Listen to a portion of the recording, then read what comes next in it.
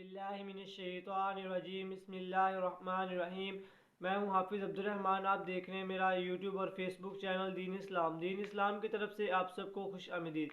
دوستو، آج کا جو میرا موضوع ہے وہ ہے رمضان المبارک کے مہینے میں جو بابرکتوں والا مہینہ ماہ رمضان، وہ اتنا مقدس اور پاک مہینہ جس کا ہم پورا سال انتظار کرتے ہیں۔ تو چلتے ہیں ویڈیو کو ضائع کیے بغیر، ٹائم کو ضائع کیے بغیر چلتے ہیں اپنے موضوع کی طرف۔ اور پہلے کی طرح اگر آپ اس چینل پر نئے ہیں تو چینل کو جلد سے جلد سبسکرائب کیجئے، لائک کیجئے، اور اگر آپ کے ذہن میں کوئی سوال ہے تو مجھے کمنٹ میں ذرا بتائیں، انشاءاللہ میں آپ کو سوال کو حل کرنے کی کوشش کروں گا۔ تو چلتے ہیں اپنے موضوع کی طرف۔ بسم اللہ الرحمن الرحیم۔ اتنی برکتوں والا مہینہ، اتنی شان والا مہینہ ماہ رمضان، نبی پاک صلی اللہ علیہ وسلم نے فرمایا شعبان میرا مہینہ ہے اور رمضان میرے رب کا مہینہ ہے۔ تو آپ نے کچھ باتوں کا خیال کرنا ہے۔ ایک تو آپ نے کوشش کرنی ہے نماز ذوق کے ساتھ پڑھی جائے، یعنی ایک ہے کہ یار ٹانگیں نہیں اٹھ رہی، تراویح نہیں پڑھی جائے گی، اس میں تھوڑی سی کمزوری ہے، اٹھنا ہے تو شوق سے اٹھنا ہے، بھاگ کے اٹھنا ہے۔ آپ نے مسجد کے ساتھ دلچسپی پیدا کرنی ہے، کوشش کرنی ہے کہ رمضان کے مہینے میں مسجد کی صفائی بھی آپ کے حصے میں آئے۔ کوشش کرنی ہے کہ رمضان کے مہینے میں مسجد کی صفائی جو ہے وہ آپ کے حصے میں آئے۔ اپنے اپنے علاقوں کے جو قریب قریب آپ کی مسجد ہے وہاں جا کر صفائی کریں، تو جو آپ کو ثواب ملے گا وہ ڈبل گنا آپ کو ملے گا۔ اور اس کے ساتھ نمازیں پڑھنی ہے، قرآن مجید پڑھنا ہے، نمازوں کو ذوق اور شوق کے ساتھ پڑھنا ہے۔ آپ نے زیادہ سے زیادہ دوسروں کو نوازا، مثلاً میں کہتا ہوں کہ میرے آس پاس آپ نے دیکھا کہ وہ غریب ہے، سب سے پہلے اس کے گھر راشن پہنچانا ہے تاکہ جو روزہ رکھے وہ آپ کے لنگر سے رکھے جو رب نے آپ کو نوازا ہے۔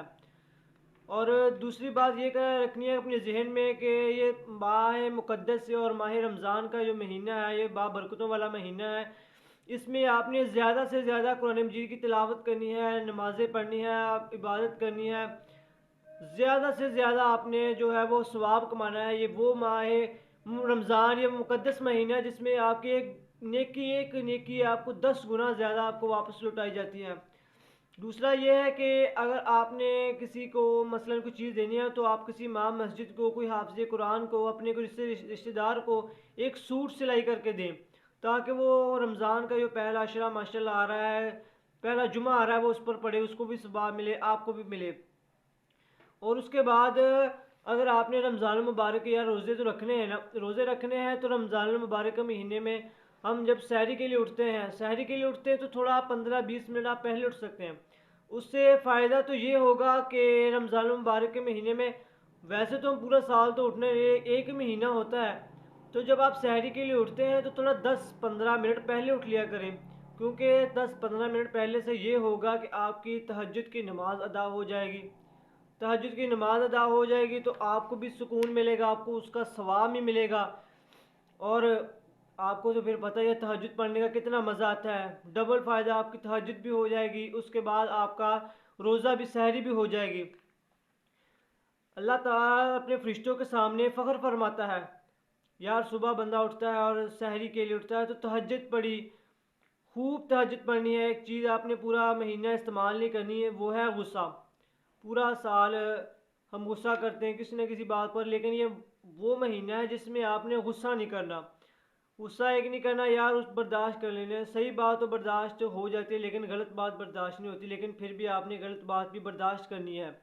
اور اس کے بعد جو مین مسئلہ ہے، جو مین میں آپ کو بتانے والا ہوں، وہ ہے آپ نے کسی کی غیبت نہیں کرنی۔ غیبت یہ ہے کہ آپ نے اس کی بات، اس کو یہ آپ کو پتہ ہے کسی کی غیبت نہیں کرنی۔ غیبت یہ ہے کہ اس کا نقصان یہ ہے کہ آپ اپنے مردار بھائی کا گوشت کھا رہے ہیں، غیبت نہیں کرنی۔ اور اس کے بعد آپ نے حلال کھایا ہے اور حرام کی وجہ سے آپ نے روزہ توڑ دیا۔ حلال کیسے کھایا؟ آپ نے صبح حلال روزے کھایا، اپنے روزے سحری کی ہے، اور آپ نے دوپہر کو شام کو کسی کی غیبت کر دی تو وہ آپ کا روزہ ٹوٹ جائے گا۔ حلال کھایا اور حرام نکل گیا۔ اور اس لیے رمضان کے مہینے میں کم از کم اپنے موبائل کو استعمال کرنا ہے، بہت ہی کم۔ پورا سال ہم خبریں دیکھتے ہیں، ٹک ٹاک دیکھتے ہیں، یوٹیوب دیکھتے ہیں، فیس بک دیکھتے ہیں۔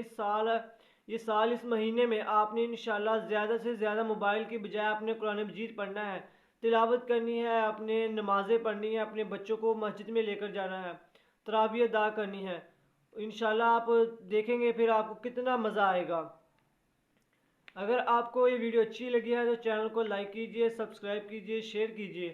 اگر یہ بات میری کوئی بھی آپ کو بری لگی ہے، اس میں میرے ادارے کا، میرے استاد محترم کا کوئی قصور نہیں ہے، جو بھی بات ہے، جو بھی کمی ہے، وہ مجھ بات جو ہے وہ میں آپ سے کرنے لگا ہوں یار۔ اپنے کشمیری بھائیوں کے لیے، فلسطینی بھائیوں کے لیے، برما کے مسلمانوں کے لیے یار دعائیں کر لیں۔ اللہ پاک ان کو وہاں رہنا ان کا آسان کرے، اللہ پاک ان کے ہر مشکل کو آسان کرے۔ یار میں کئی بار سوچتا ہوں یار فلسطینیوں کے سحری اور روزے کیسے گزریں گے، کیسے ان کے وہ ایک ایک دن گزریں گے، صبح کو سحری، شام کو روزہ، کیسے گزریں گے۔ یا اللہ ان کی خیر فرما، اور وہاں کے جو مجبور ہیں یا اللہ ان کی مجبوریاں دور فرما۔ یا اللہ جس نے یا اللہ آپ نے جن کو معاف کرنا ہے رمضان مبارک کے مہینے میں، یا اللہ جسے تو نے معاف کرنا ہے یا اللہ ان میں ہمارا بھی نام شامل فرمانا۔ وما علینا الا البلاغ المبین۔